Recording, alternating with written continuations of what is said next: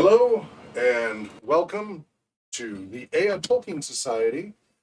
I am Hawk Robinson, founder of the Ea Tolkien Society, and this is our weekly broadcast discussing all things j.r.r. Tolkien related. Brian, our secretary, is having a wonderful time up at Priest Lake, so he will not be joining us today. And welcome to the Ea Tolkien Society. Let me mute that. There we go. It's working. That's the stream working. Okay, so usually I'm behind the scenes operating all this, but now I got to be doing both. Let's see. So also, Anthony can't make it. He is in Yellowstone. So they're having a lovely time at the parks, and more power to them. They should join us next month, no problem. But meanwhile, I'm so glad you two made it here so we could keep this meeting going. And so take a minute to introduce yourselves. I usually start with the person farthest away first. So Sarah, that would be you. If you introduce yourself, tell everybody where you're from, and just very shortly about your background with Tolkien. Well, I'm from Italy, from the north of Italy, Verona, for the precision. And I've been a Tolkien fan for a few decades now. I founded a group in Verona, and I'm part of this group for a while. And I'm having fun with you. Let's see, it's 1:05 p.m. here. What time is it there? Like near midnight? 11? Here in Italy? Yes. No, now it's 10 o'clock. 10 o'clock, okay. 10 in the night. Okay, so got a 9-hour difference. Okay, so thank you so much for staying up late to join us. We love it when you're able to join us. We really appreciate it. Now, her connection may come and go. She's on her cell phone, and so that can sometimes be a little tricky, but so far it's working. We'll keep our fingers crossed. All right, and then joining us from the base of the Misty Mountains. The South Farthing. All right, the South Farthing of Washington State. I'm looking out at cornfields being harvested right now. Okay. I'm sorry, it's not tobacco fields, but that's the way it is. I'm Chris Cooperstein, and I've been involved for about 10 years or so. I moved away about 2.5 hours south, but still involved in this group. Yay! We're glad to have you here. And I'm Hawk Robinson, as I said, founder. The society here has been running since I moved to Spokane in 2004. And by 2005, we had our first Tolkien Moot convention and the founding of the Ea Tolkien Society and the founding of Other Minds magazine and Middle Earth Talk Radio. You can learn more at tolkienscholars.org. You can see our meeting notes from all the past meetings going back, 16 years. We've always been recording and uploading our meetings since day one. We just had last month our 17th annual Tolkien Moot. So that was a lot of fun. And now we're going to start getting ready for Tolkien Moot 18 next year. So we have the meeting notes. Since Chris is not here, let me go ahead and pull up those meeting notes in a window that the viewers can see. So tolkienscholars.org, go there, and there's a reminder. It shows you how you can join the chat room and the video conferencing if you want. Meanwhile, here are the, it's a little bit out of order, but we have our June meeting notes and our July meeting notes. Okay, yeah, that's still out of order. Why is it doing that? Okay, June. Keeps sorting them unless did I forget to publish it. Order of posting, yeah. Yeah, the timestamps have been giving me a little bit. Oh no, it's because it's got Tolkien Society, or Tolkien Moot through me. All right, because it wasn't usual format. All right, here we go. Zoom that in. So you can view from that link the video of the previous meeting. I fixed the labeling; it was mislabeled, but I fixed that since then. The theme for Tolkien Moot 17 was what defined the zenith of Numenor. It covered the reigns of kings from Tar Aldarian to Tar Minister, Second Age, 883 to 1869. 1,000 years of golden age, inaugurated by the expansion in Numenor's maritime tradition, and ended by starting to take away from Middle Earth to feed their ambition. Some of the talking points they didn't have time for, and some of the audience questions are missing here, but this is some of the notes. The glory of Numenor, why not skip the Golden Age? What was its proper place within Arda, ennoblement of the second children of Iluvatar, the flowering of humanity, etc.? The meaning of the sea in Tolkien's Legendarium. Was seafaring a natural outgrowth of Numenor's destiny, or was it an expression of their restlessness? Compare this to the elves' relation to the sea. King Tar Aldarian. Summary of his life, marriage to Rendis, the Uelare tradition, their estrangement, return to Middle-earth, and word from Gil-galad of a shadow arising in the east of Middle-earth. Sean referred to Brandy by Looking Glass as a modern-day parallel to Aldarian and Rendis, and there's a Wikipedia click there. Exploring the Numenorian role of Edain as gift-bringers. First contact with men of Twilight, descendants of those Edain that did not inhabit the land of gift. What was the primitive state of these men? How was the shadow growing in the east, creating these quote-unquote dark men, proto-Easterlings? What occurred in the positive mentoring and teachings of the Sea Kings for the benefit of the primitive middlemen? What gifts were brought? How does Tolkien treat the exchange of skills and goods from one civilization to another? Contrast the primitive state of these men to the different primitive state of the Druidine, the Wozes. What's Sauron up to? Briefly, something about the forging of a few of the rings. Meanwhile, back at the ranch, what are the changes to Numenorian culture over these years before it all goes downhill? Compared to Minas Anor or Minas Tirith, quotes about the love of their genealogies and fewer children, not the end, but the underlying lack of contentment with death, limitations to going west, the ban of the West, and seeking to stay in flower without producing fruit, and laying down one's ambitions for the sake of others. King Minister, summary of his life, helping Middle-earth against Sauron. The choices between the right way forward and the downfall to come. And then for this month, we'll be covering letter 186. So those are some of the notes from that, from the questions. Hey, welcome, Corey. Welcome. I'm going to go and grab a chair. Didn't know if it was even going to happen. Yeah, I was a little concerned myself, but luckily, we have other people here. There's Greetings, Chris Corey. and Sarah. Hello. So let me go ahead and position that camera a little bit so you're not spliced in half. Still be comfortable. There we go. Easily enough done. I was expecting Anthony to be here. He is in Yellowstone, Oh, having a wonderful time there, and Brian is up at Priest Lake. right. So they're having a grand old time. Before school starts, he's trying to get in a little decompression because he's been spending a lot of time getting ready for classes to I start know, but as a teacher. after you, I screwed up. I should have signed up 2 weeks in advance for Tolkien. Didn't do that. Completely forgot the day. Missed that. So now I don't even know if you read the notes. I'll know anything. Just finished the notes. Just now finished the notes. I don't know. I'm a little overwhelmed by that. Oh, okay. Hang in there. Okay. We're just really glad you're here. Just take a deep breath and enjoy. We're just here to have a good time and hang out.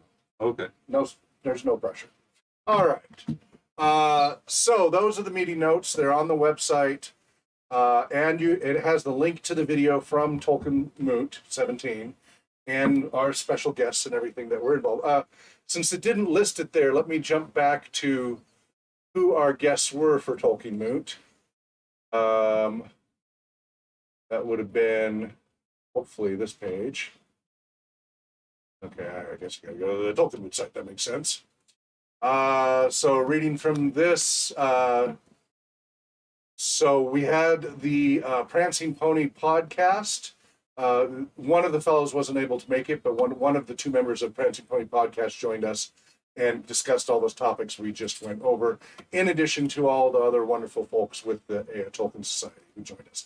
So you can check that video out. The link is on that meeting notes page.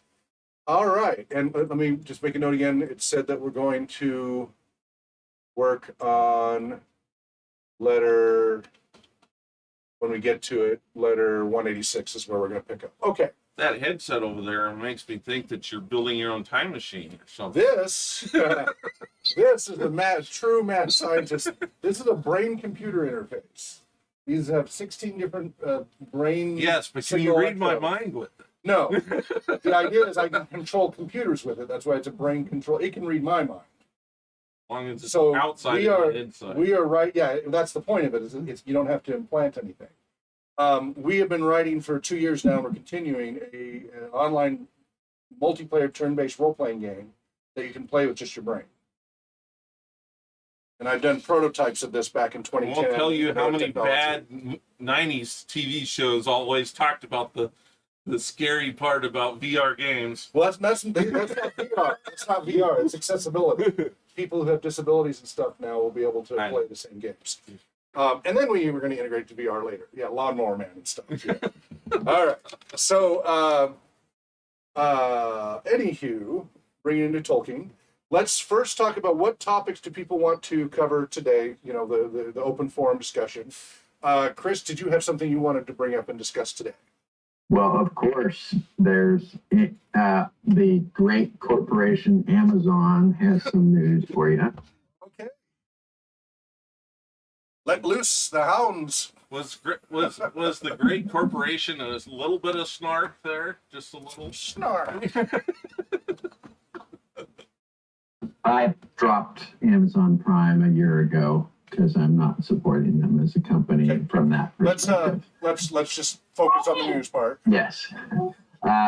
Amazon Studios, Lord of the Rings original series, Culver City, California, August 12th, 2021. Amazon Studios announced today that the Untitled Lord of the Rings original series will film season 2 in the United Kingdom.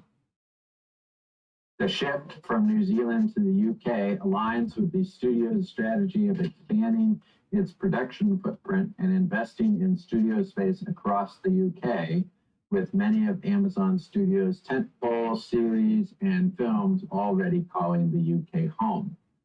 The highly anticipated Lord of the Rings series recently wrapped principal photography on season 1 in New Zealand and is scheduled to premiere on Prime Video in 240 countries around the world on Friday, September 2nd, 2022. A little over a year from now. So you got Yeah. about 12 and a half months to go if they don't bump that. Okay. Yeah. All right. Well, interesting. The shift to UK. That's pretty dramatic. Yeah, it'd be interesting to see. Go ahead. Sarah? I remember that at the beginning. I remember that at the beginning they talked about Scotland, didn't they? Yes. Yeah. It's interesting. New Zealand probably isn't too happy about that. But I mean, are they still going to go back and forth and still use New Zealand, and they're just expanding to the UK, or are they shutting down doing any more filming in New Zealand, as far as we know, and just focusing in the UK? Well, given the amount of geography in the UK, they're going to have to go somewhere outside of the UK for certain parts of their shots, or do it in studio, Right. which I suppose you could do for television, but that's cheapening it down. Yeah. All right. Well, it'll be interesting to see. Anybody else want to comment about that? I'm gonna check. Maybe they're just setting stories in different settings, and so they change. Yeah, and that's fine if they do that. That's great. I mean, like Game of Thrones, they shot in Ireland, and then they did Spain, and as they needed different for the different scenery, they went to different locations for that season, and they would shoot a lot for, or at least a big portion of that season.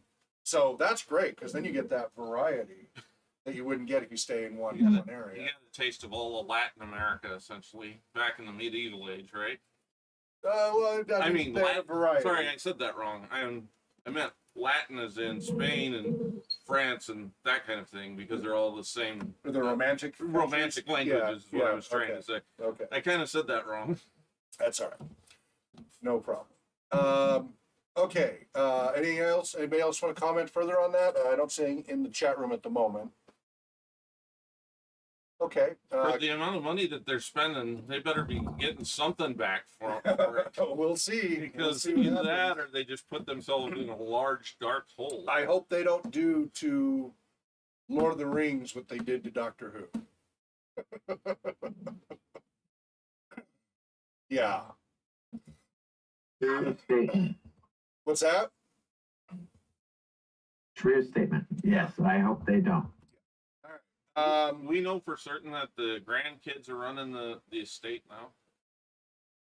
I haven't heard any updates about anything official on that. I mean, because there is the Tolkien estate that was already established long in advance. And Right. There's a whole committee there. There's a whole board. Right, what but have who's you. in charge of getting them involved with Amazon, I guess, is what I'm trying to say. I think it's become so. If it's anything like other nonprofits and such, or for-profit, you have a board that decides instead. Oh, okay. So once the principal passes, which was Christopher Tolkien, the company is basically its own entity, and it's an aggregate of people. And Oh, things are okay. done by committee, unless you have a strong chair, CEO, president, etc. And I don't know that right now that exists. I could be totally wrong. but Well, I they haven't all heard seem it. to be happily enough that they're moving forward with Amazon, right? Well, so I'm really torn because I've always wanted them to do Silmarillion content, and I'm excited about that. I had written screenplays years ago to do Silmarillion shows, Yeah. long ago. You're not the only one. Yeah, There's no, a I'm lot out not there. there exactly. And I was composing music and all that, but none of it could be legal because they weren't going to license it. But once Right. Christopher passed, they're seeing dollar signs a lot more rather than the integrity of the works.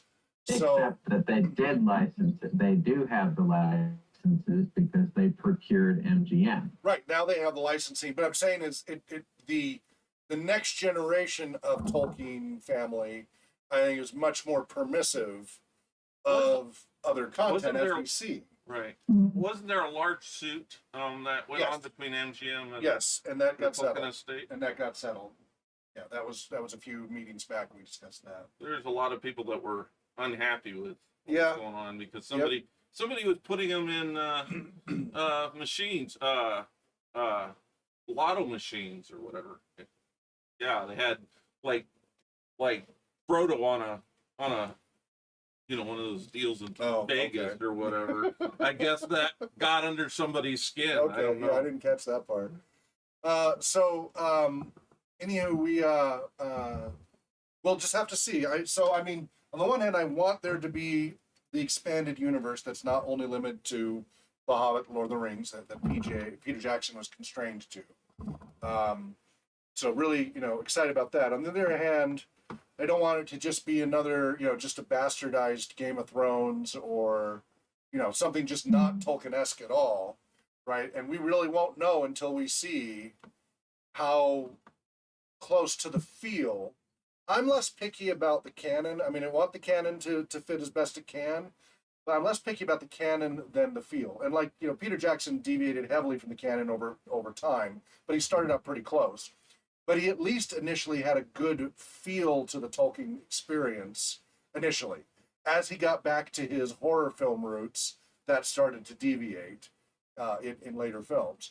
So it'll be interesting to see. Now, remind me, Chris, who are the people that are doing this production? Do we have any previous history about them? What have they done before? Not counting Amazon, but The Amazon production. the director and producer, director and producer people. Oh making yeah. decisions. Well, I wasn't on that page, but I can pull it up in a sec. The remaining board directors are Christopher Tolkien's wife, Bailey Tolkien, j.r.r. Tolkien's daughter Priscilla, his grandson Michael George Tolkien, and Tolkien estate attorney Stephen Andrew Meyer. So those are the present known board members. Jesus.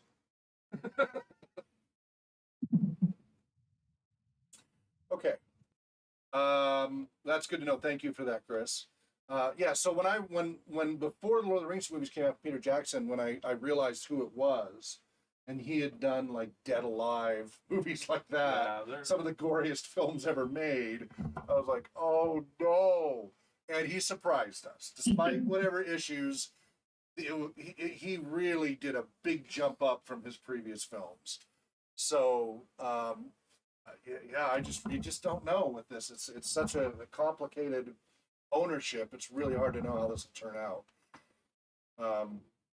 But knowing the history of the directors and producers of it would give us maybe some indication of the style that we could hope for.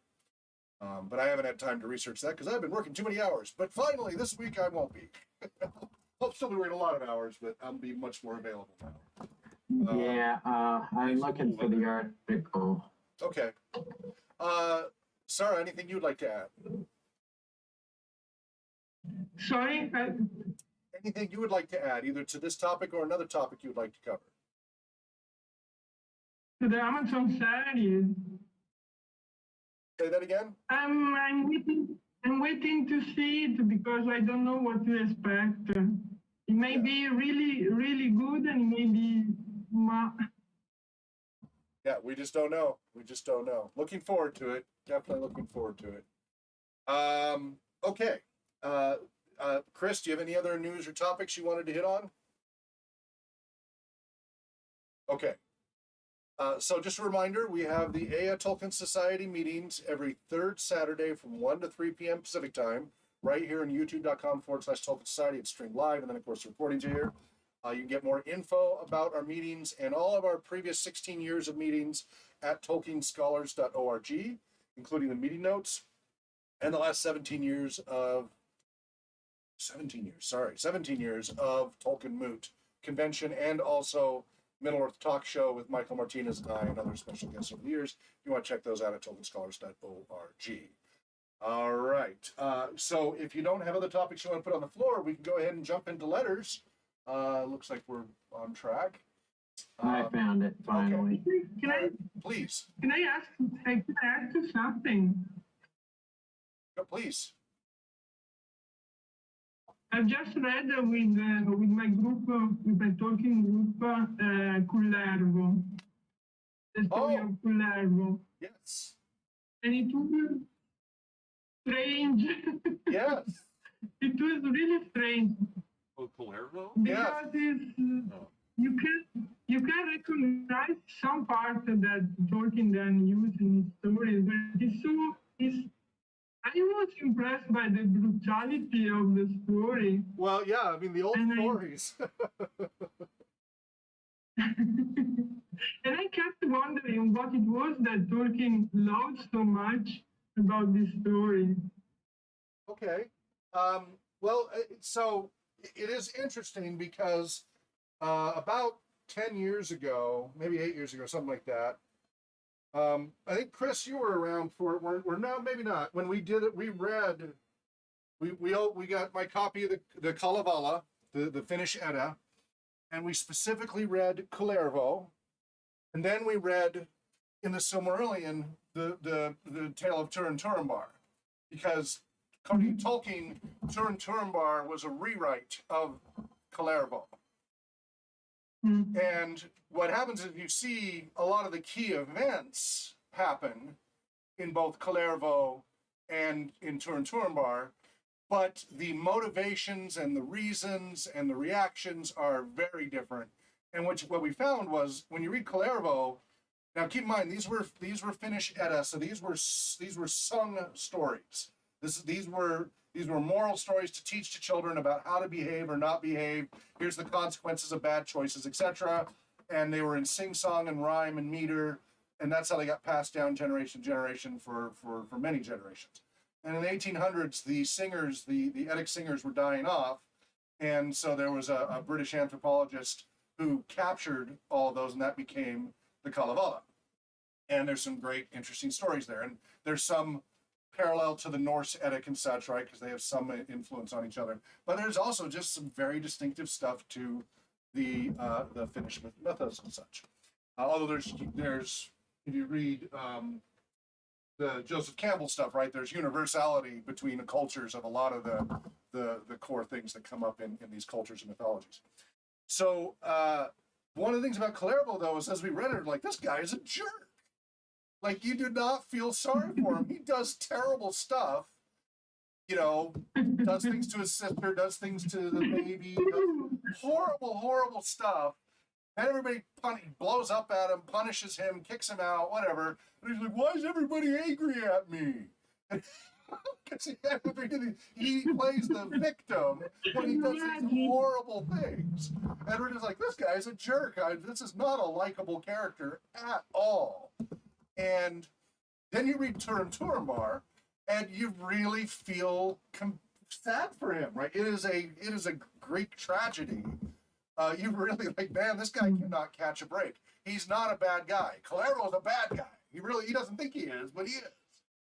Turin Turambar is not a bad guy, but some bad things happen to him, and it's horrible. The dragon erasing his memory, and so he ends up marrying his sister and stuff, not knowing. And then as he kills the dragon says, "Oh, you can have your memory back now, so you know what you've been doing." No, right?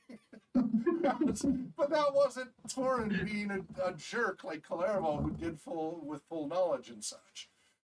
So really, a much better tragic figure that you care about. Kalervo's a tragic figure that you don't like.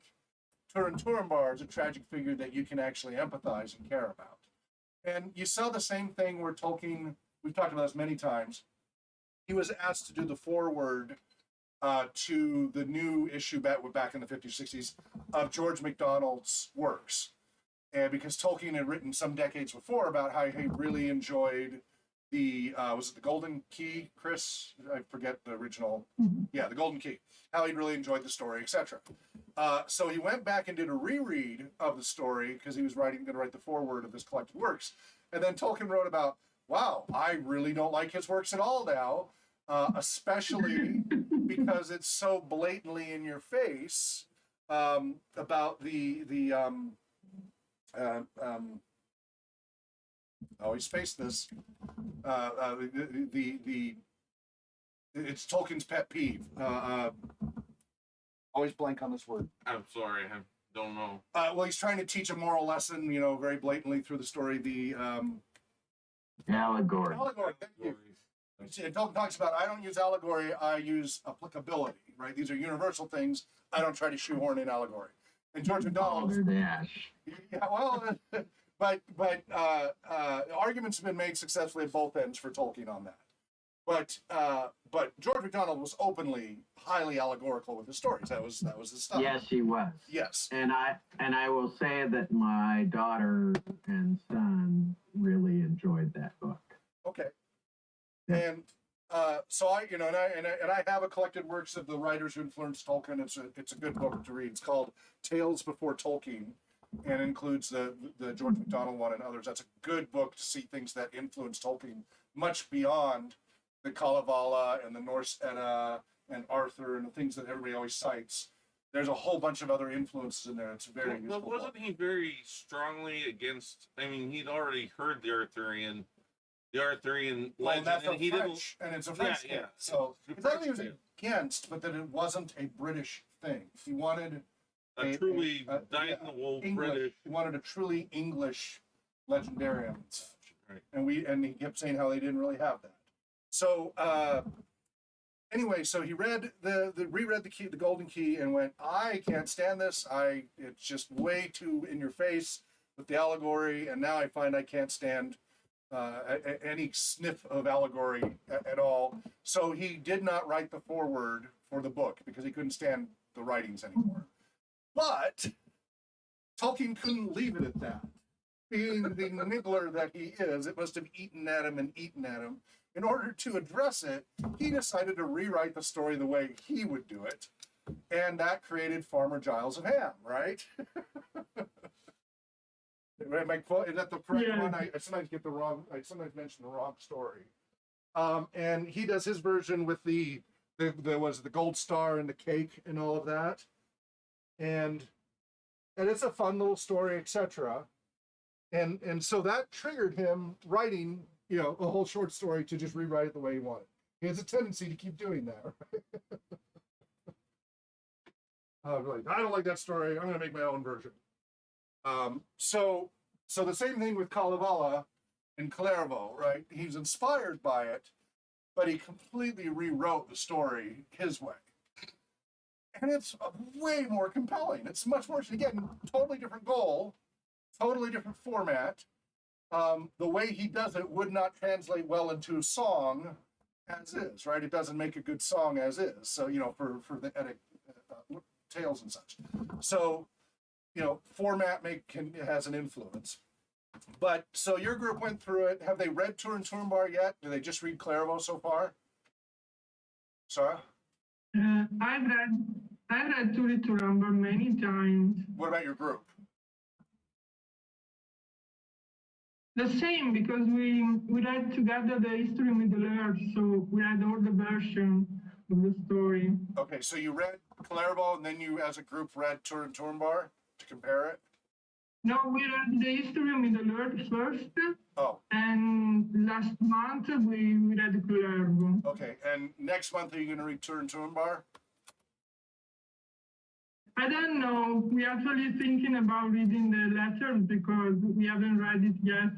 None of us. I would encourage you to compare and contrast right after reading Clervaux. Read Turin Turambar as a group and discuss it, because it really is, because it is a direct comparison, and you don't realize it until you read them back to back and go, oh, wow, I see it. And most people otherwise would have no awareness. So that's a great way to cement that and see how Tolkien changed it in very interesting ways. So just an idea, just a suggestion. Yeah, we suggestion. What? But I still don't understand what it is that he liked it so much. It wasn't specifically Clervaux that he liked. It was the overall stories, the big mythology, right? Because there's a lot there. There's all the creation mythology and the way they tried to explain the world through their mythology. He found compelling. He liked the Norse Eddic. He liked all kinds of tales from all over the world, right? He read all kinds of different culture stories. He also really liked the Finnish language. Remember Tolkien being, really linguistically oriented and a philologist. For him, language often came first. And he loved the sound of the Finnish language. And that's why it's in Elvish, the sound of it, even though it is its own language, right? The Quenya is based very much on the Finnish sounds, even though it doesn't follow all the rules and structure and vocabulary. It's very much in that style intentionally. And so that's a lot of it is, you can't have language without the history and culture and such to tie it together to really get the understanding of a language. And so I think it's that whole combination that he really enjoyed. Again, it's not that it was a specific story that he liked. It's the whole of it that was inspiring to him, and there were pieces that really excited him. Some point I did do long ago when we were doing we did record this video when we were down at the cafe, where we did several sessions on Kalevala, Clervaux, and Turin Turambar, and I did go through and do a bunch of research at that time on all of Tolkien's mention of Clervaux and such, and what he expressed. So if you look at letters and some of the other books, you might find some snippets of insight. Let me see if there's anything in here. Anybody else want to add to that while I'm looking that up? Add to that conversation? Corey, Chris? It's amazing that he put together his own language, obviously. 14. Yeah, well, plus. yeah, a couple of them were unfinished. But yeah, I mean, he was the Da Vinci of language, though. He started something, never finished it, and even then he's not happy with it. Yep. I always thought it was interesting that Tolkien looked into the languages of these other places, and he didn't swallow it and then just spit it back up, regurgitate it. He digested it. But he took it apart and found the parts that he felt were most interesting. Without being reductionist, though. Right. He makes a big deal about, with Beowulf, don't be overly reductionist or you ruin the value of it. And I see that in my reading of Beowulf, that his choice of words in comparison to other translations of Beowulf were intentionally not reductionist and forced the reader to look up those words and do a little bit of their own etymology research, because of course they're supposed to have their copy of the OED right there while they're reading it. I just think he saw the tree of language and was just overwhelmed. He didn't know what he was able to accomplish. I mean, he did his niggling, but think about how big that tree was. And he was always talking about making one little leaf out of that tree. You know what I'm saying? That he worked on. And he did in the English language in his in accomplishing parts of the OED. It was a leaf of the entire dictionary that he accomplished. And if you watch the film that was released recently, The Madman and the Professor, you will get the story of, what's his name, the one who did the bulk of the work from A through the middle of O. Yeah, didn't Tolkien start on W or something? Wasn't it Walrus? Q and W or something like that. Q and W. Yeah. And he said, I did the OED. That's the reason why you're supposed to spell dwarves this way. That's the only thing I laugh about his back and forth with his editors. Yeah. I do have a few extras. I'm going to jump into the letters about, because you're asking explicitly about this, what Tolkien says about the Kalevala and such, and why it resonated for him, unless you've already done this. Sorry, have you already done this? Have you gone into the letters where he talks about this? No, I haven't read the letters. All right, here's from letter. I mean, pieces, but not the. Yeah, here is letter 75, parts of it. He writes July 9th, apropos of bullfinches. Did you know that they had a connection with the noble art of brewing ale? I was looking at the Kalevala the other day, one of the books which I don't think you have read. This is to Christopher Tolkien, his son. Or have you? And I came across Runo XX, which I used to like. It deals largely with the origin of beer. When the fermentation was first managed, the beer was only in birch tubs and it foamed all over the place. And of course the heroes came and lapped it up and got mightily drunk. Drunk was Ati, drunk was Kaoko. Drunken was the ruddy rascal with the ale of Osmo's daughter. Kirby's translation is funnier than the original. It was the bullfinch who then suggested to Osmo's daughter the notation of putting the stuff in oak casks with hoops of copper and storing it in a cellar. Thus was ale at first created, best of drinks for prudent people. Women soon it brings to laughter, men it warms into good humor, but it brings the fools to raving. Sound sentiments. Poor old Finns and their queer language, they look like being scuppered. I wish I could have visited the land of 10,000 lakes before this war. Finnish nearly ruined my honorable mods, and was the original germ of the Silmarillion. All right, that's one part. Let's see. He really talks about it let's see, 214, 215. So let me get to that page. So it's a pretty long letter, I think. That might be the letter. In a very long letter, pages 214 and 15, if you have this edition of the letters book. This is letter 163 to W.H. Auden, who had reviewed The Fellowship of the Ring in the New York Times Book Review and Encounter, had been sent proofs of the third volume, Return of the King. He wrote to Tolkien in April 1955 to ask various questions arising from the book. Tolkien's reply does not survive. Auden usually threw away letters after reading them. Auden wrote again on June 3rd to say that he had been asked to give a talk about Lord of the Rings on the BBC third program in October. He asked Tolkien if there were any points he would like to hear made in the broadcast, and whether he would supply a few human touches in the form of information about how the book came to be written. Tolkien's reply survives because on this occasion, and when he subsequently wrote to Auden, he kept a carbon copy from which this text is taken, June 1955. All right, I'm going to skip the non-Kalevala parts. And he talks, this is where he talks about allegory, always accepting any interpretations in the mode of simple allegory. That is the particular and the topical. In a larger sense, it is, I suppose, impossible to write any story that is not allegorical in proportion as it comes to life, since each of us is an allegory embodying in particular tale and clothed in the garments of time and space, universal truth and everlasting life, blah, blah, blah. So anyway, in that same letter, he talks about how he feels about allegory. But jumping to the Kalevala part of it, and he's talking again about Kirby's translation as well. Let's see.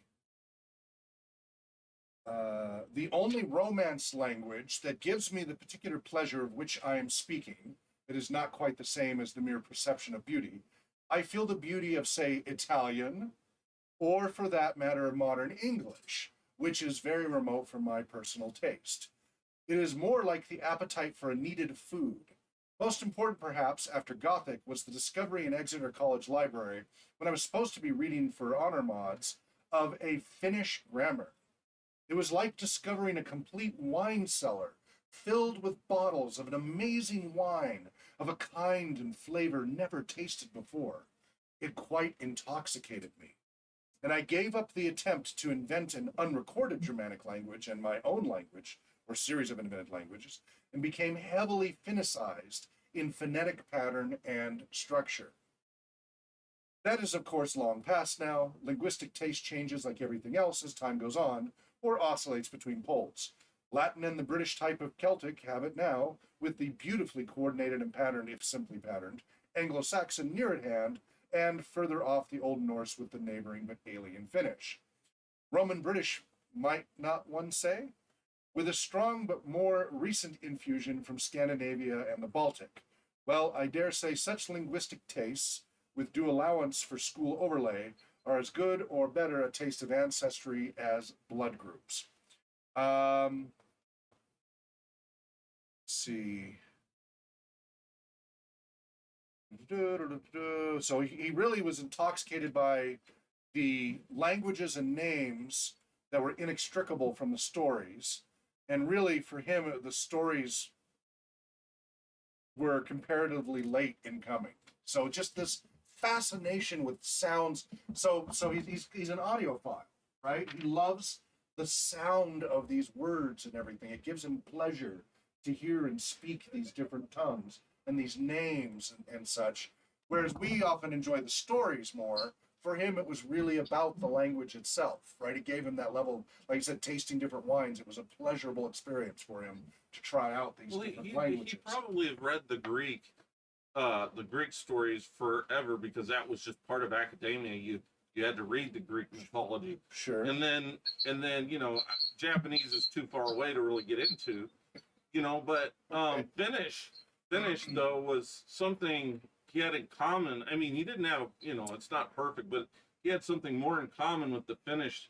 But it's like finding a treasure in your library. If you ever go to the library and you pick up a book and you go, oh man, I read that thing overnight in 5 minutes, I'm going to read it again every year now from now on. I mean, that's what Tolkien's saying, is he heard the language, right? He opened that history book, which he has access to, that we probably don't even have access at our library, right?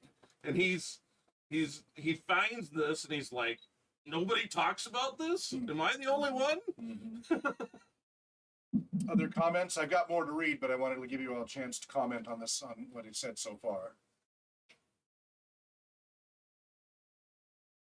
I read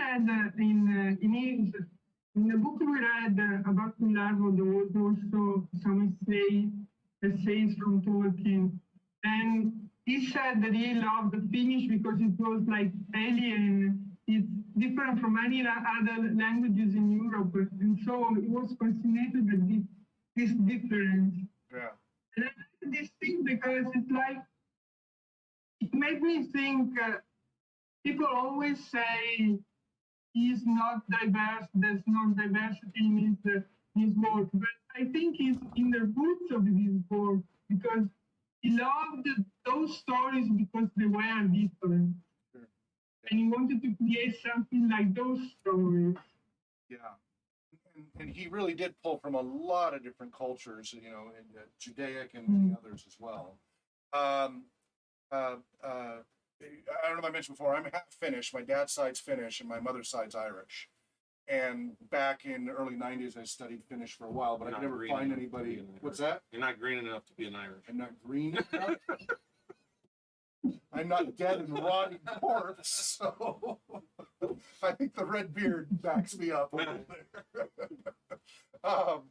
But although because of the particular branch of Irish, I'm also probably a little bit more Viking because the Ivors were Ivars in 1000 AD and invaded, and that's probably where I get my This height, this is my off height to the from. side, but I had also a descendant from the Irish. He jumped boat because he didn't want to have to go through all the paperwork.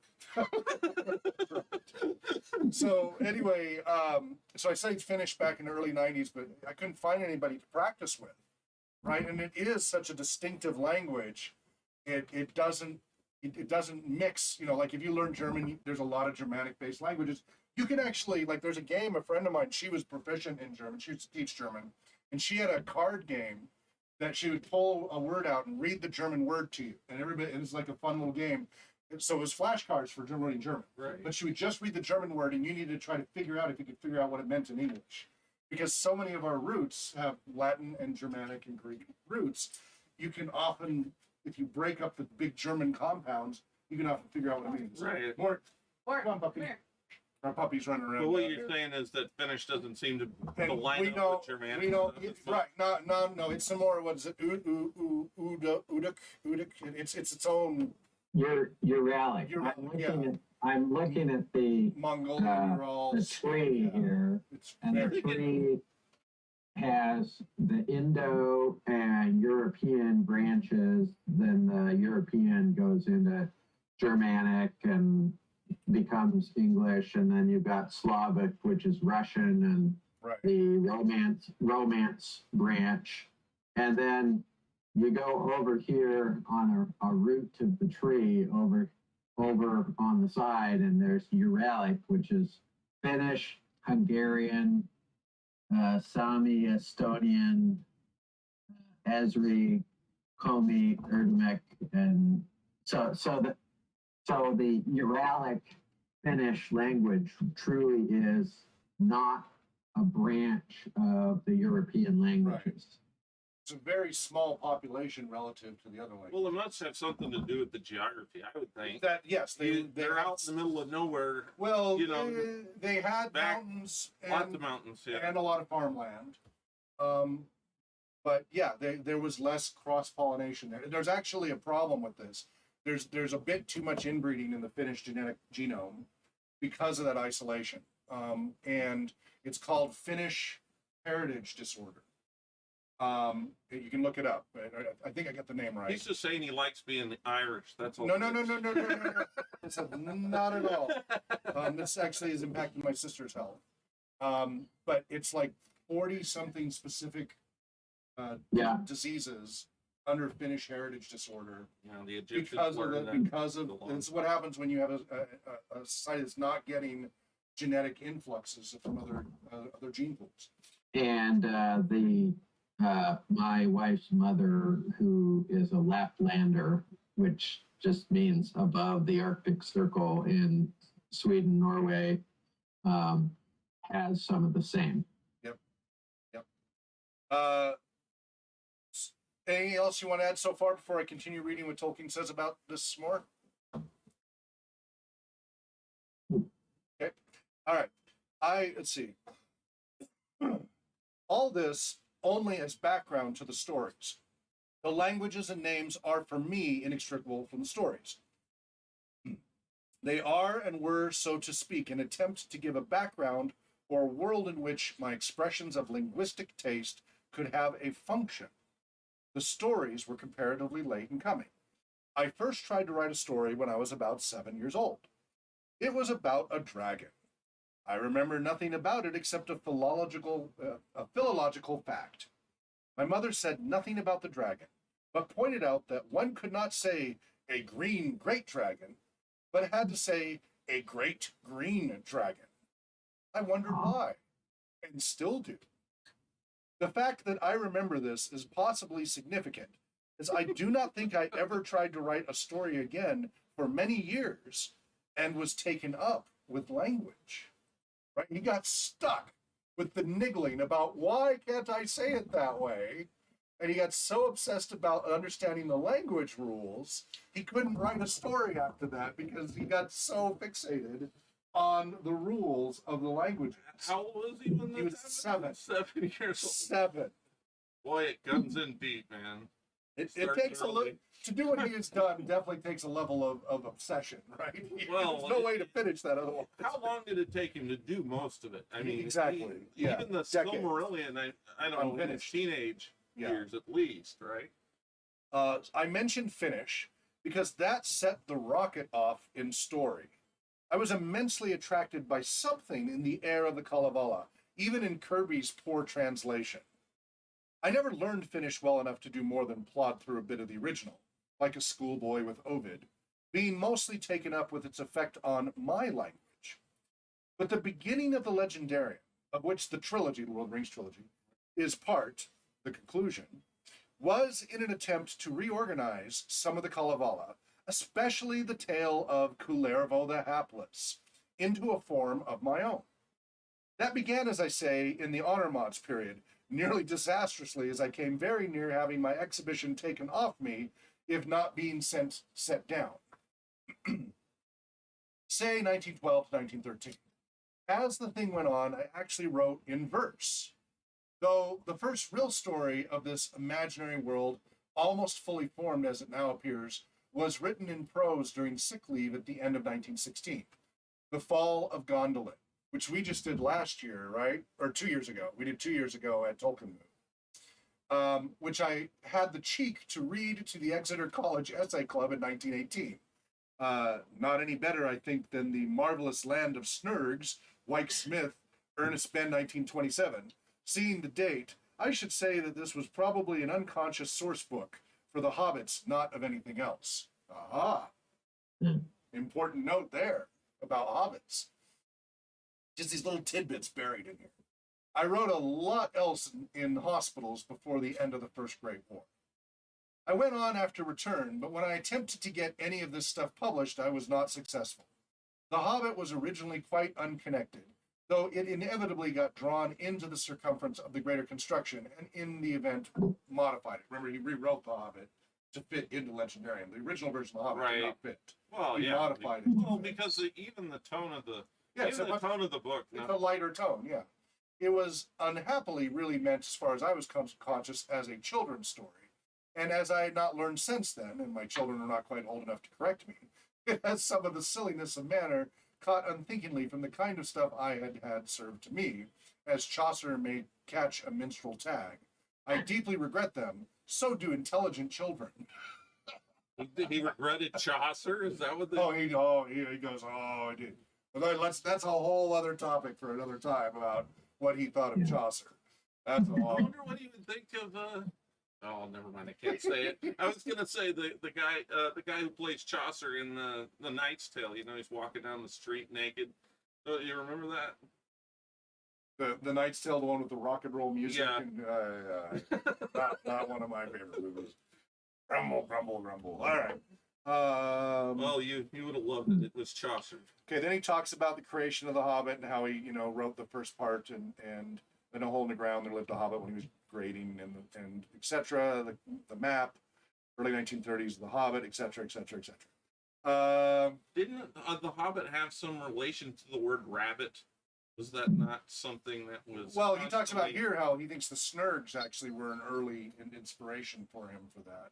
But there, he mentions multiple things that eventually became Hobbits, right? It really came from multiple sources over time in his head. So that pages 214 to 15 of this book, letter 80, it is a long letter. Letter 163, really, that's a really good insight into, right, the Kullervo part, the Kalevala part, the Finnish language part, those things related to that topic. There's more. If you look in the index in the back of the Letters of J.R.R. Tolkien, there are several other pages.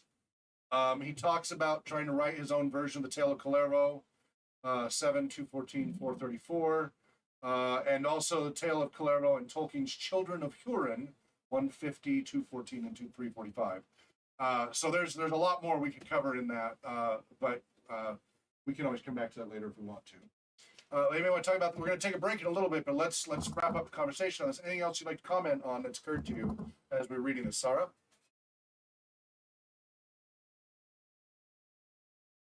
Sorry, I didn't Anything hear else? them. Anything else you'd like to say before we go on break regarding this topic? Your other thoughts you had about it? No, I understand a little better that the connection between the language and the story.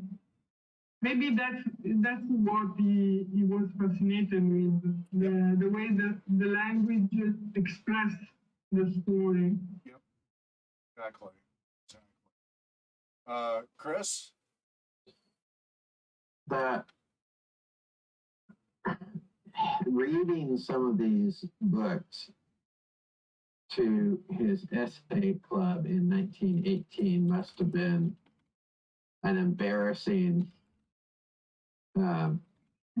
situation for him, where he gets how do you say it, labeled by his classmates as an eccentric, and he probably never overcomes that. No, you see that. The rest of his career. He's always insecure and embarrassed by what he does.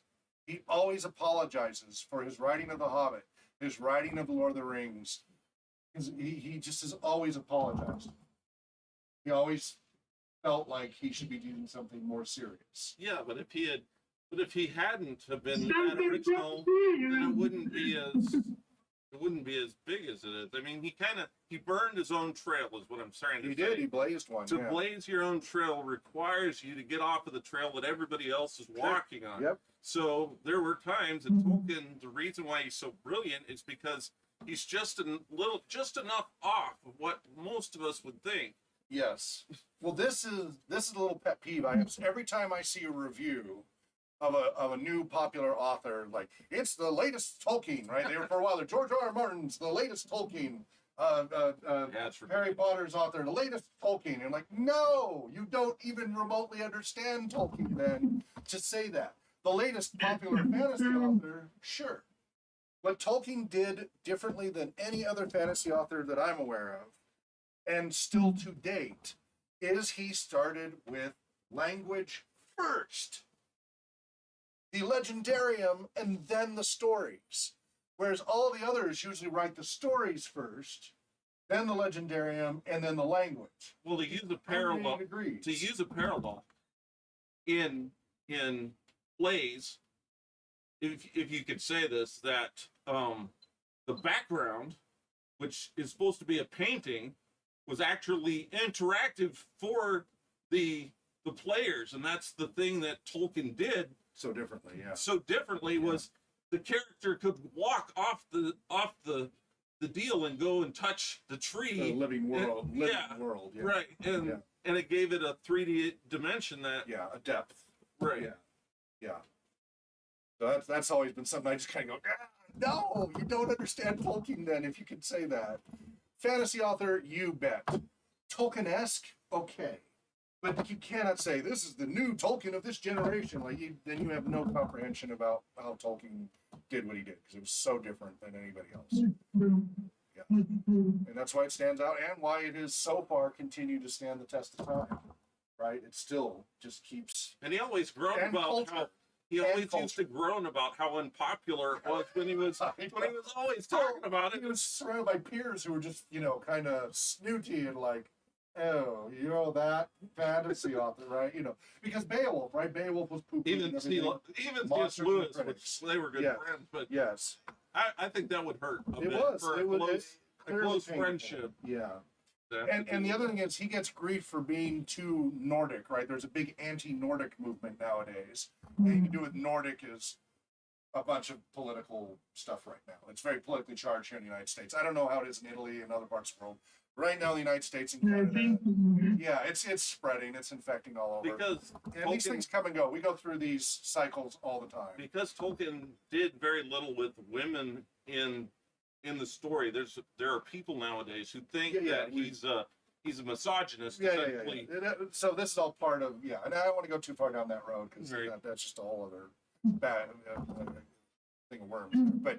But one of the things people really do miss is how much diversity of source material and culture, and that shows up because as these get translated into other languages for other cultures, you've had it in Italian, for other people, you watch them explode in these other countries, even though it's a completely alien language, a completely alien mythology.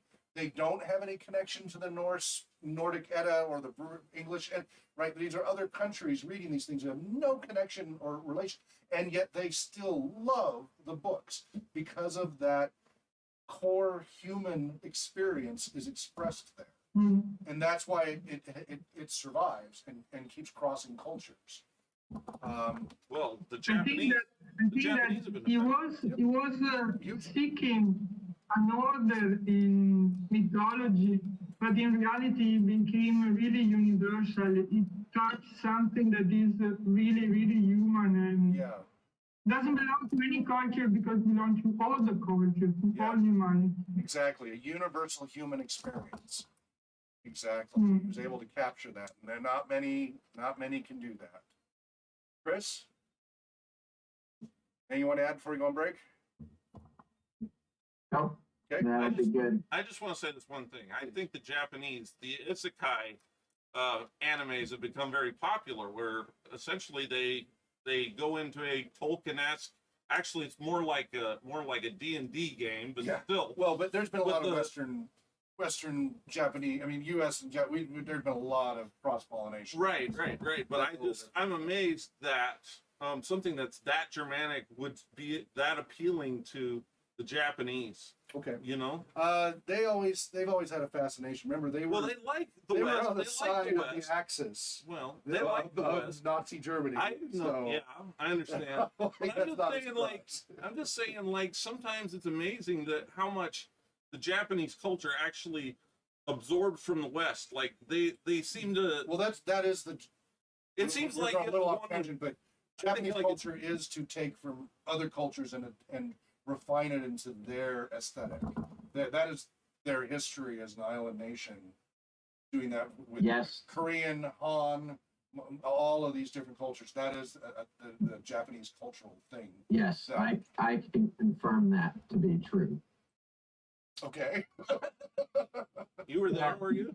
So the example that I'm going to give is I'm sitting at the Himeji Castle and I'm looking at the guns the Dutch brought, the Dutch East India Company brought in Shogun. that were flintlock, ball and musket, and guns produced by the Japanese 10 years later that have waterproof flintlocks so that they could be used in the rain, in the monsoon, by the shogunate.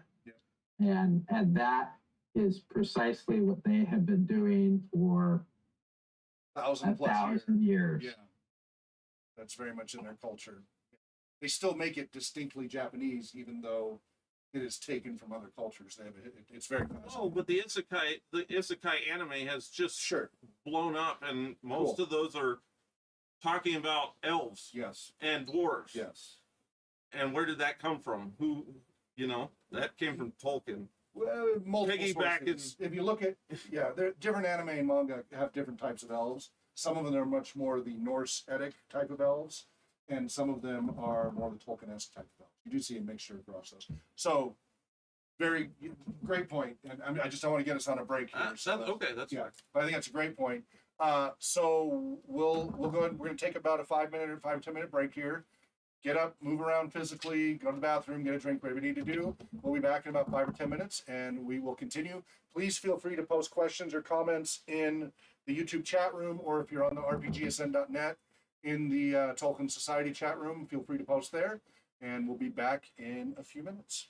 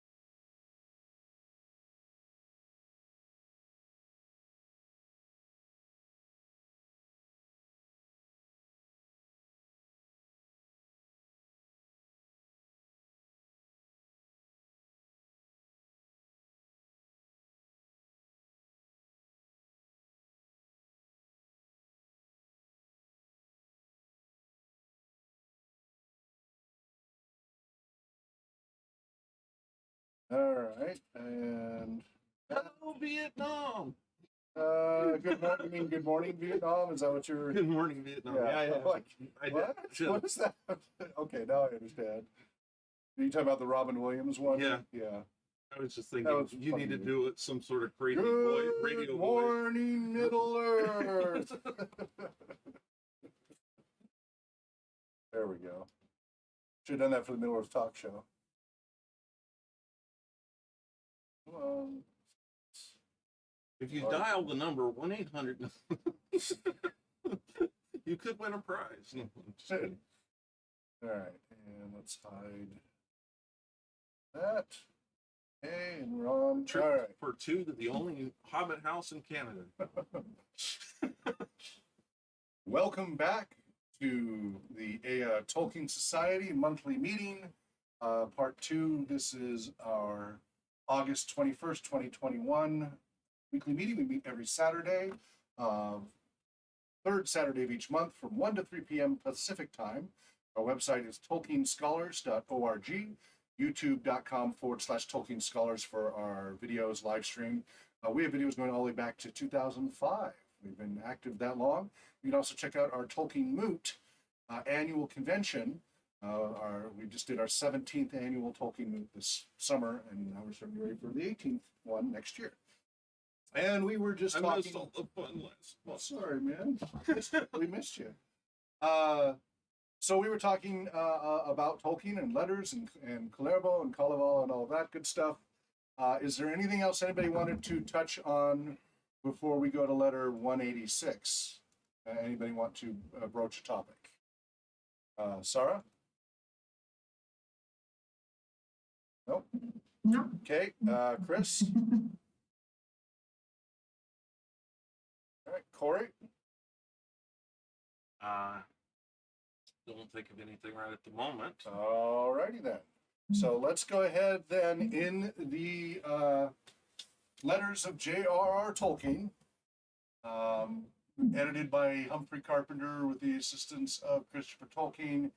This one includes new expanded index. The index really helps. This is a wonderful research. If you do any Tolkienology, you got to have a copy of one of these. Yeah. Because that index helps you find so much. I mean, that's one of the great things about a lot of these books. They have really good indices. All right, so I need to jump. Well, Tolkien was good at notating. Yeah. And notating the notation of the notation of the notation. Right. I think he called it niggling. Ad infinitum. All right, so Brian said we were going to do letter 186 next. Who would like to read that? It's 186 from a letter to Joanna de Bortodano. It's a draft, not dated, sometime around April 1956. Who would like to read that? What do you do? Well, since I have a nuclear power plant just up the road from me, All right, go for it, Chris. of course, my story is not an allegory of an atomic power, but of power exerted from domination. Nuclear physics can be used for that purpose, but they need not be. They need not be used at all. If there is any contemporary reference in my story at all, it is to what seems to me the most widespread assumption of our time. If if a thing can be done, it must be done. This seems to me wholly false. The greatest examples of the action of the spirit and of reason are in abnegation. When you say atomic power, AP, is here to stay, you remind me that Chesterton said whenever he heard that, he knew that whatever it referred to would soon be replaced, and thought pitifully shabby of old and old-fashioned. Oh, I clicked the wrong button here. Let me get back to my place.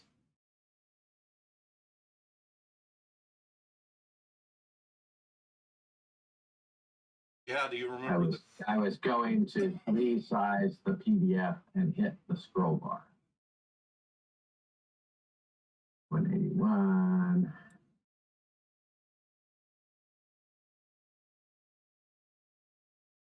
Okay. You remember the Where? Jurassic Park quote Where? about Uh, they're sitting in that area trying to eat and have a discussion, and in the Jurassic Park they said you patented, you packaged it, you put it on a lunchbox, and you sold it, and you didn't know you did what you did without thinking about whether or not you should do it in the first place. Essentially, yeah.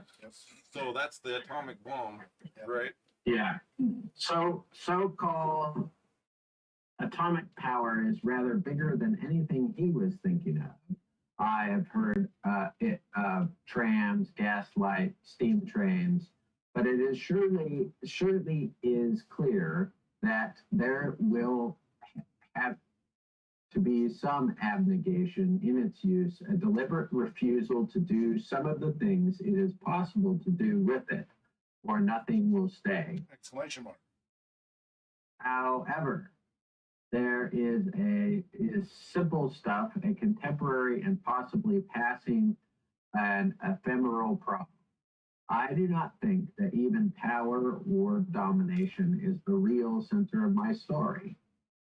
It provides the theme of war about something dark and threatening enough to seem at the time of supreme importance, but that is mainly a setting for characters to show themselves.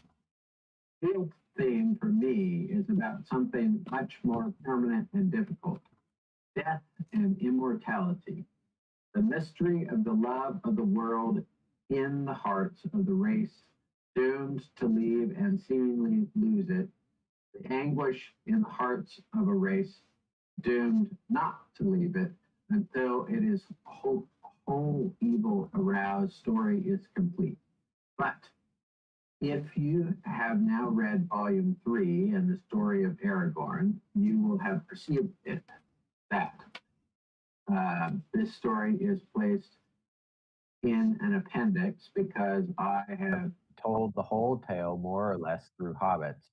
And that is because another main point of the story for me is the remark in Elrond in Volume 1. Such is oft the course of deeds that move the wheels of the world. Small hands do them because they must, while the eyes of the great are elsewhere. That sounds like today. There, though equally important is Mary's remark, the soil in the Shire is deep. Still, there are things deeper and higher, and not a gaffer could tend his garden in what he calls peace, but for them.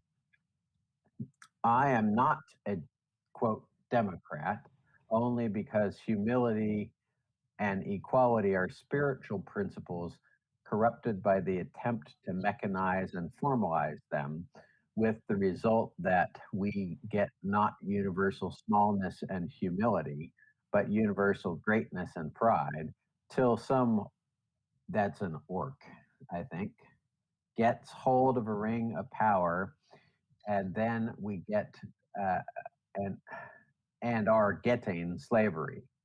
But all this is rather an afterthought. The story is really a story about what happened in BC year X, and it just happened to people who were like that. I hope you have now come by volume 3. I am afraid I am always rather pleased when I hear of someone being obliged to buy the book. An author cannot live on library subscriptions. Hear, hear. I received a letter the other day from a well-known and certainly not impoverished man who informed me as a high compliment that he had become so enthralled that he got out the book several times and paid heavy fines for keeping it out too long. Words failed me in reply. The Lord of the Ring cost me some £4,000 to produce to begin with after it left my hands. But before that, apart from any other labor, I typed it out twice, in places several times, A professional would have charged about 200 pounds. There is a laborious practical side to even high romance. Not that hobbits ever forgot that.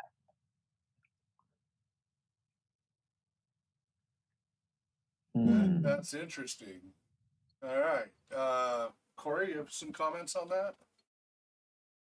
Well, I don't know. I didn't quite catch the last couple of sentences, so I wasn't. I kind of need to look at it. All right. Small hands touches off the course of deeds that move the wheels of the world. Small hands do them because they must, while the eyes of the great are elsewhere. That's an invitation to civil disobedience when domination and power are afoot. As is going on right now. Yes. Yeah. Globally. All right. And so when the superintendent of public instruction says safety is our top priority, we need to somehow continue to educate our children. Just to put it in perspective, so roughly, he said about 4,000 pounds, say circa, so that was 1956. Let me readjust this date here. So ballparking it, in today's money, that means they spent over $80,000 to produce that initial printing. Was how much it cost them in equivalent dollars. Wow. From 1956 to now money. That's how much it cost them to print. And then to have somebody say they just kept using the library, somebody who had the finance to buy the books, that's a little painful to read. Because the fines don't go to the author. I find that the books that I read repeatedly, I buy a copy myself. Right. Yeah. But the books that I read once, I will check out from the library. Sure. I mean, and that makes total sense. I'm too hard on books, so I kind of stopped using libraries because, especially when I had time to read all the time. Now everything I read is like technical manuals, psychology research papers, that kind of stuff. I rarely have time to do enjoyment reading anymore. It's been years since I had time to do enjoyment reading, unfortunately. But I used to always, have the paperback doubled back in my back pocket, everywhere I went, on the bus, hiking, in canoe trips, whatever. I just read voraciously all the time. There was one book. It was the first one when Terry Brooks' Sword of Shannara, when it first came out. Right. And I was reading it, and I was out in Colorado on a horse trip. We were on a 7-day horseback ride up in the Rocky Mountains, up in the wilderness there. And we spent the night and woke up in the morning, and a herd of cattle had wandered through our campsite and had left a few deposits here and there. And one of them had been near the campfire and left a cow pie right on top of my book. And I was like in the last chapter. I was just too tired. I couldn't stay awake anymore. I was like the last chapter of the book I needed to read. So with a stick, I removed the book. But the last 2 pages were not salvageable. I could not save the last 2 pages. So I had to go to a library to read the last 2 pages of the book. I still have that book, though. It has kind of discolored in a weird way for some reason. I can't imagine why. But that was, maybe he didn't see it as a very negative thing. Maybe he saw it as a kind of backhanded compliment. Well, he gets it. He gets the compliment, but there's a reason why he listed how much it cost to produce the books, and he's not getting reimbursed for the library fees. If you're going to read and reread it, and those fees that we could have bought the book in support of the author, so the author can have the means to write more books. That's just something to think about, especially now with all the digital stuff. Remember, if the author can't afford to focus on writing the story, they have to go do a day job or something. There's a good chance they'll never finish the next story. If you really have a favorite author, you want to buy their stuff so that they make enough money that they can afford to just write for a living. And then you're much more likely to get the next book from your favorite author. That's something a lot of people forget about when they're pirating and freebies and all of that. Can we back up to the very beginning of the letter? Sure, please. I think it's interesting. The allegory of atomic power part. The atomic power part, I think it's ridiculous that people, even nowadays, still attribute everything that happens in the Lord of the Rings from a perspective of the First World War or the Second World War, one or the other. Right. And atomic power and everything. And he feels like there's a, there may be things to be found in there that are, because human beings have gone through times of war. So there's a lot of, universal things that happen in war, the blood, the terror, for even, Norse guys, remember, the guys that were probably half drunk or whatever they were, in the fights, and how we dealt with that for years, how we've dealt with, taking soldiers back home and try to get them settled so that their PTSD is not, then it's going to destroy them. And I think that, reintegrated into right, society. Yeah. Right. But all I'm saying is that Tolkien, he gets in. I mean, it's bad enough. You would think people could quit making such generalizations about his work. Well, I have a psychology and therapy background, and we could have a very lengthy discussion about how we are hardwired to take shortcuts to come to conclusions as a survival necessity. Our brains are wired that way, and it takes extra effort, cognitive effort, to use our frontal cortex to override jumping to conclusions with minimal data. We're hardwired at a primitive level to do that for survival. We tend to oversimplify and overgeneralize things, and if we do that effectively, because more often than not we do, it keeps our genetic code going and our species going, etc. So that is something. Yes, it takes extra effort to not do that, and a lot of people don't have the time or the energy or the will or the discipline or whatever to make that extra effort to see beyond that. You would think that somebody, even a cursory read of the book would not jump to conclusions. But that's it. You got to actually. I mean, how many people have criticized Tolkien, and you ask them, "Well, have you read it?" And very rarely have they actually read the books. The people that are piling on the current political atmosphere. Right. You saw the same thing during McCarthyism. You saw the same thing, in the 70s with different types of pop culture at the time. This happens all the time. We go through in the 80s with role-playing games. All the people attacking role-playing games. Have you ever watched a role-playing game? Have you ever done a role-playing game? Well, no. But he pointed out that he specifically put his characters in the midst of the war in order to bring out in them what he wanted from them. And again, this is Tolkien's applicability, right? War is a universal human experience, sad as that is. Right. It is a universal human experience. Now, we have had, those of us lucky enough to live in countries that have not been directly, even the wars that we're off in other distant lands having, since the draft has been shut down, in the US and things like that for a long time, we really haven't experienced viscerally what a war is like for those of us in the countries that haven't. Others have, right? They're war-torn countries, they experience it. Right. And so a lot of people are distantly, in Western society, are distantly removed from that experience. And really their last, if they don't grok Vietnam, and most of them don't remember the Korean War, my dad was in the Korean War, the only ones they know to reference just because of school and history and the books and the movies and all that is World War I and II. They don't really have a connection to that. So they're going to keep going there. And for them, that's all they can relate to. Well, I just think it's funny because, it's bad enough to be judged. I mean, I don't know how to put it, but when somebody paints you completely, when the critics paint you completely different than you are, and they're not willing to retract on it because they're just sitting with snootiness like you were talking about.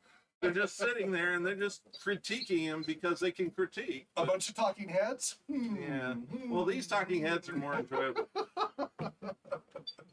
Sarah, do you have some comments on the letter or any of this? I actually think that there is a lot of especially World War I in a lot of the Rings, especially.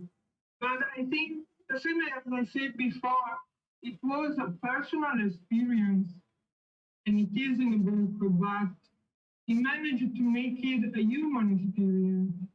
So you can read it in many different ways, even if you come from that, even if the book comes from World War One. But you can read it in different ways because Tolkien transformed that personal experience in something that is really human. And so even if you have different experience, you can translate and absorb what he wrote about his experience. It's like I don't know how to say. It's like an osmosis between the reader and the author because he's talking about himself, but responds that experience in something else that can be understood also from people that didn't have that experience, fortunately for us. Yep. Yep. Chris? Atomic power here to stay, being the prophetic SALT treaties and other things for denuclearization. And here we are trying to create some molten salt reactors, and we can't because of a treaty with the Russians. And it's interesting the things that ought not to be done, and then you abnegate, and then some new technology or something else comes along, like Chesterton is saying. Whatever it referred to would soon be replaced.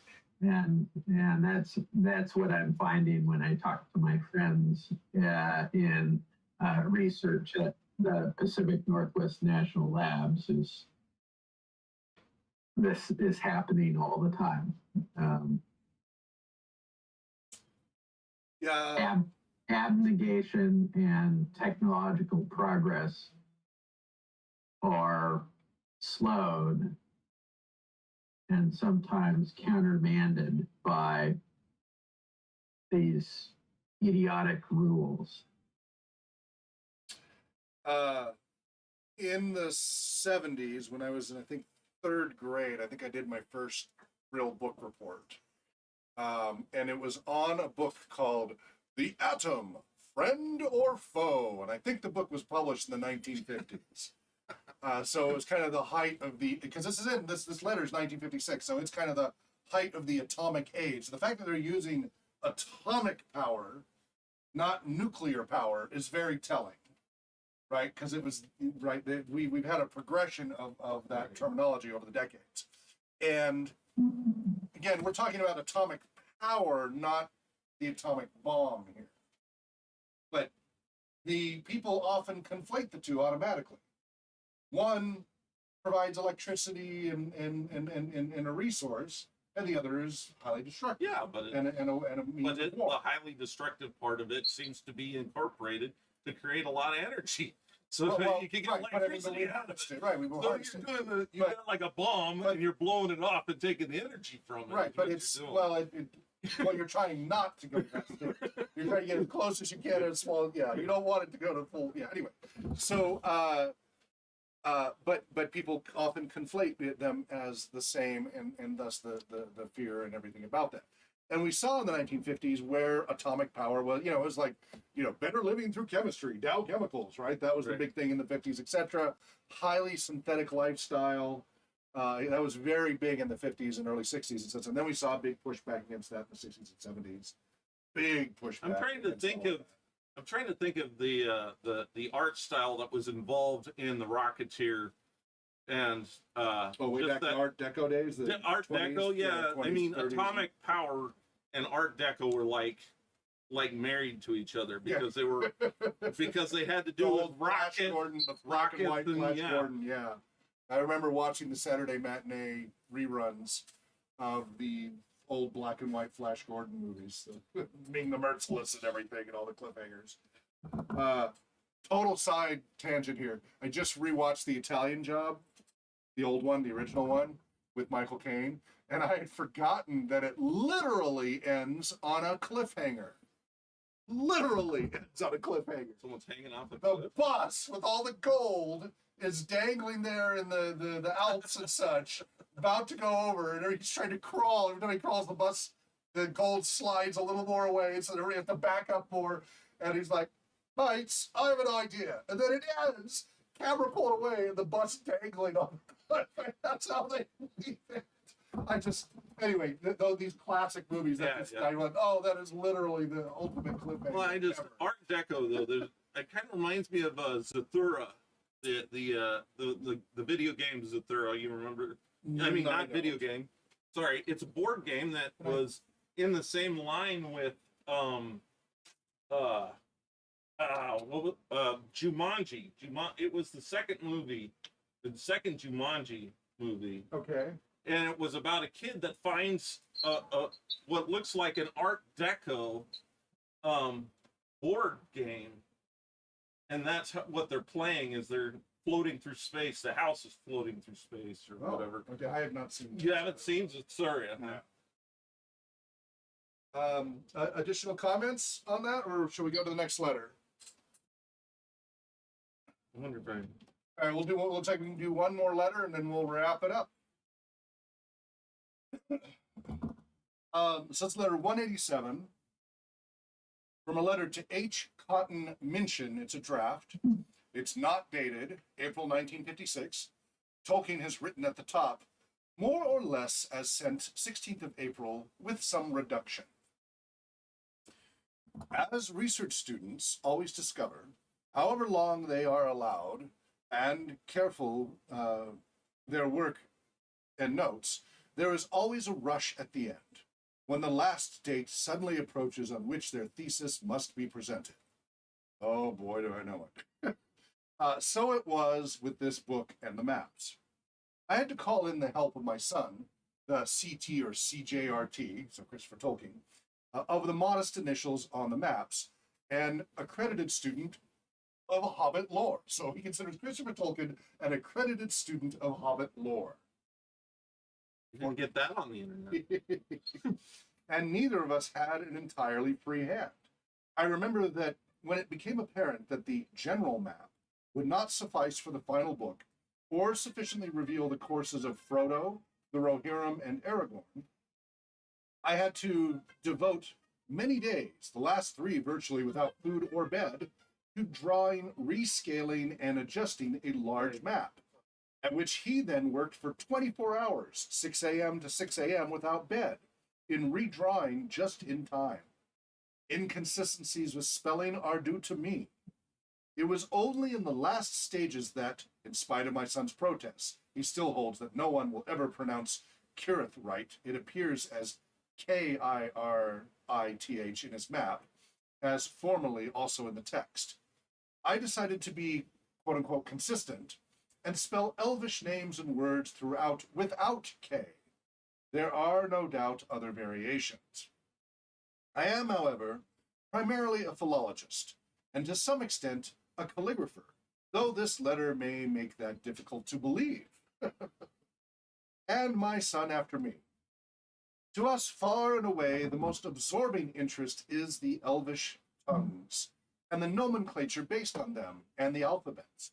My plans for the specialist volume were largely linguistic.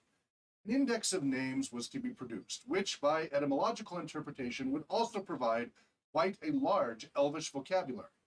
This is, of course, a first requirement. I worked at it for months, and indexed the first 2 volumes. It was the chief cause of the delay of Volume 3, until it became clear that size and cost were ruinous.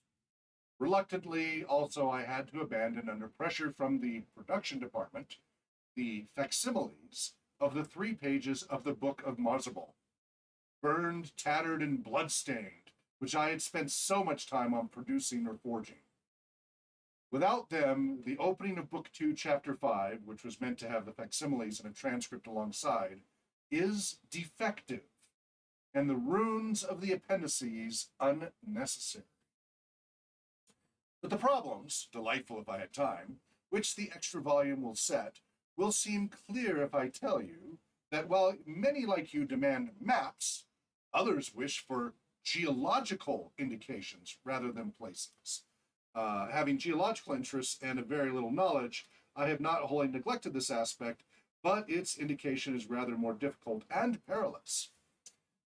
Many want elvish grammars, phonologies, and specimens. Some want metrics and prosodies.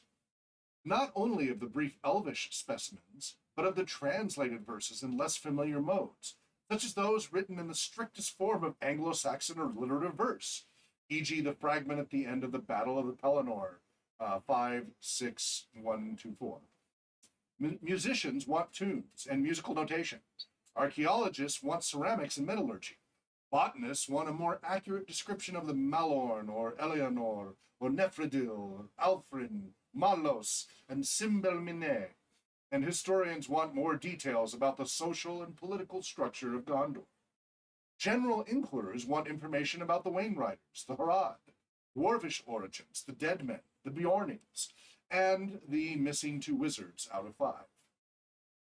Holy cow! I just think of all the letters. I mean, how many letters? Yeah. Did he have? Did he have A a lot. stack? Did he jump into the stack? Let me finish, and then I've just got one sentence. It will be a big volume, even if I attend only to the things revealed to my limited understanding.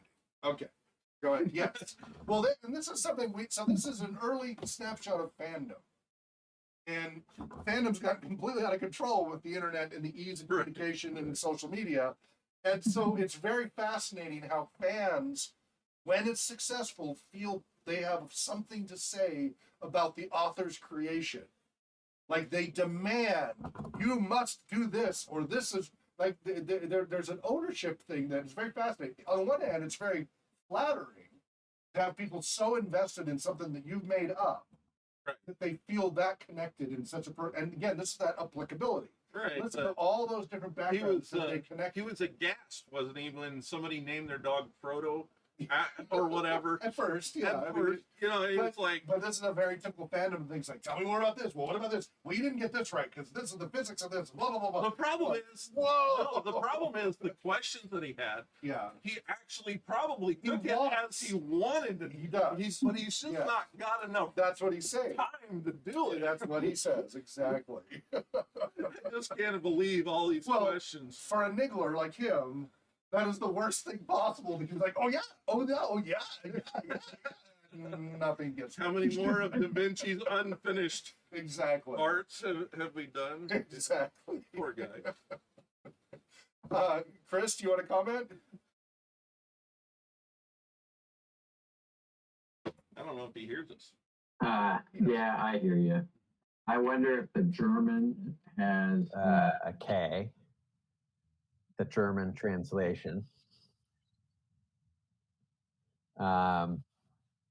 because the Germanic wouldn't have a C. There is not a hard C there. It's a K.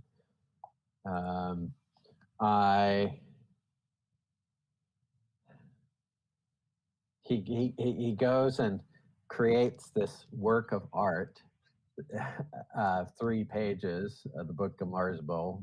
Do we know whether that's been published yet anywhere?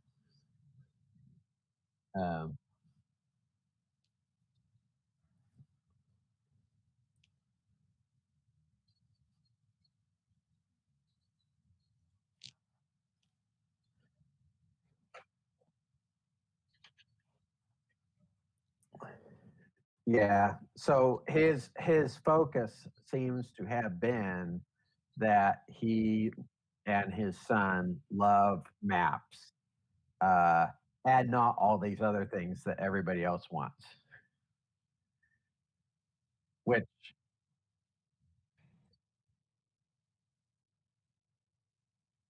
so he's kind of admitting that he's just going to stick to his maps. Yes. Which is good, because if you just stick to what you know, your depth grows. And the problem with modern life as it is we are far too wide and not deep enough in any one subject. Right, Hawk?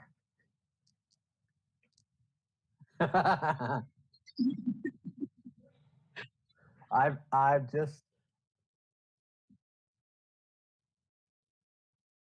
it does.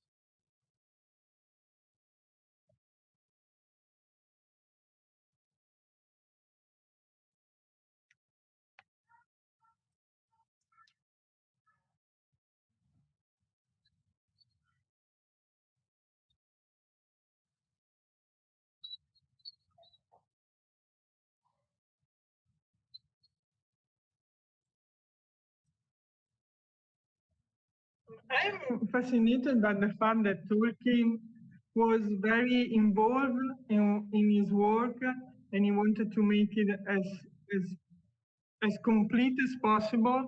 And still, he was also very perceptive of his fan and what they wanted to know. He always listened to what people had to say about his work. He cared about what people thought.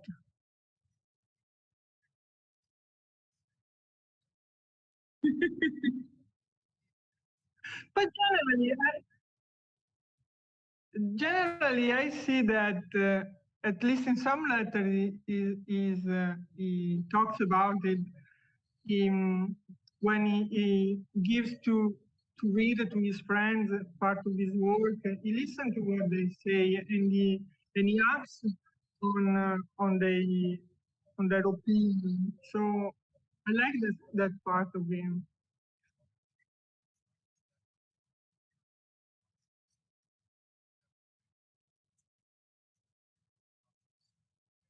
Mm.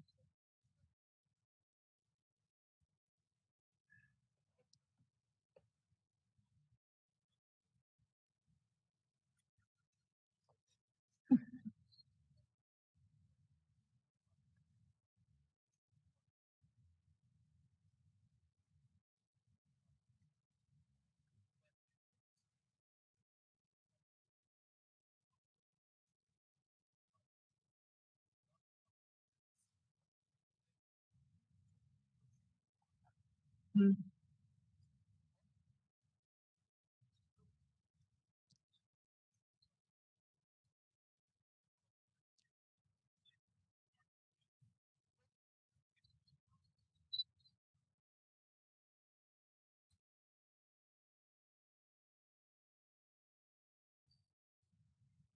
Let's not forget the letter where where he did offend a fair bit too much and has to apologize for it.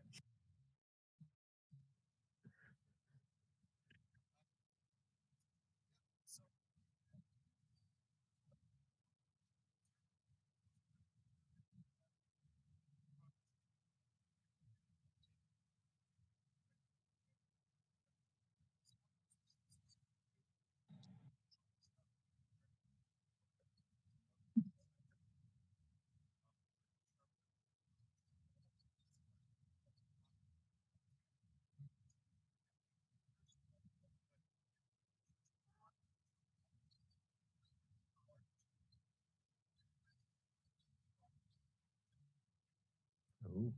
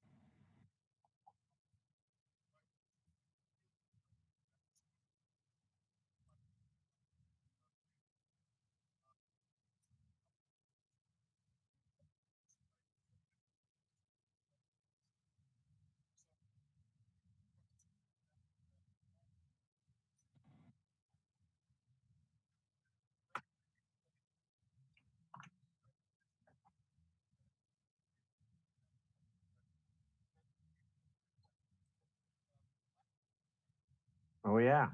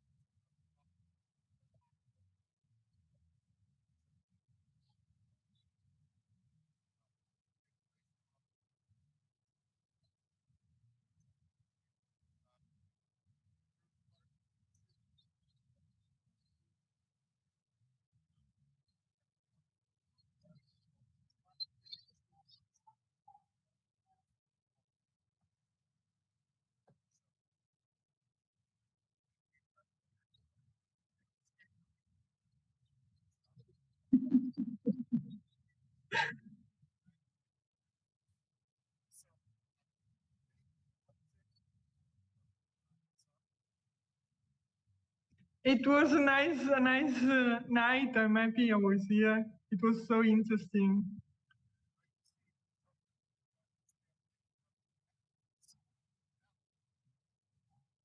Yeah, now it is. It's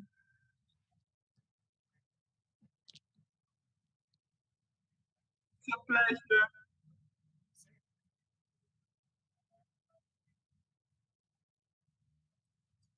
Sure, sure.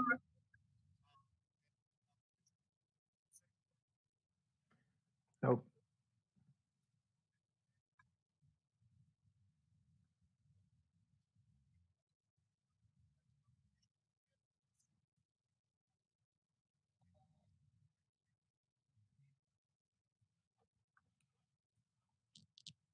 Bye bye.